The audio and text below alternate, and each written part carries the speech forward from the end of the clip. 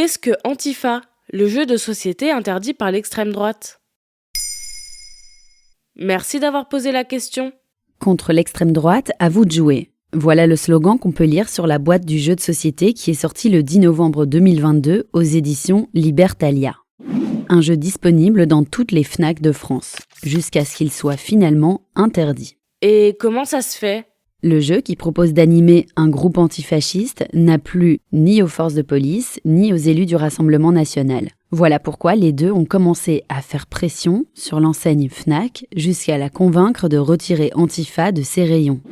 Le 28 novembre, le jeu n'était plus disponible non plus sur le site internet de l'éditeur. Et comment ça se joue ? À l'origine, Antifa est un outil de formation développé par l'association La Horde, qui lutte contre les mouvements fascistes.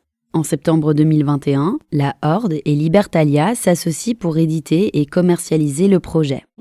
Sur le plateau de jeu, les cases correspondent à des actions que pourraient mener des groupes militants antifascistes. Par exemple, case 1, je bloque une fac. Un peu plus loin, j'attaque un meeting du RN, etc. Selon nos confrères du Parisien, Antifa n'est pas extraordinaire. Un simple jeu de rôle où l'on s'amuse à plusieurs. En équipe, le but du jeu consiste à réagir à des imprévus. Une manif anti-IVG, un spectacle d'humour antisémite, etc. Et ainsi lutter contre des poussées d'extrême droite. Les divers scénarios trouvent leur origine dans l'actualité, mais le jeu n'a pas plu à Grégoire de Fournat. Et qui est-ce ? Un élu d'extrême droite dans le canton du Nord-Médoc. L'élu qui avait été exclu de l'Assemblée nationale après avoir lancé qu'il retourne en Afrique au député LFI Carlos Martins Bilongo, le 4 novembre 2022. Le 26 novembre, il se fendait d'un tweet partiellement mensonger à propos du jeu de société Antifa. Il mentionnait une épreuve du jeu qui n'existe pas, à savoir lancer des cocktails Molotov contre des policiers, un mensonge ensuite avoué. Mais dans son message, il demandait quand même à la Fnac si elle n'avait pas honte de commercialiser un jeu appelant à la haine. Après quoi, le syndicat des commissaires de la police nationale a également tweeté et critiqué le distributeur qui l'accusait de mettre en avant les Antifa. Ni une ni deux, le 28 novembre, le jeu disparaissait des rayons du grand magasin. Une manœuvre questionnée par l'organisation antifasciste Paris Banlieue. Celle-ci pointe le 2 poids 2 mesures de la grande enseigne, car dans ces rayons est actuellement disponible le livre intitulé Le Grand Remplacement.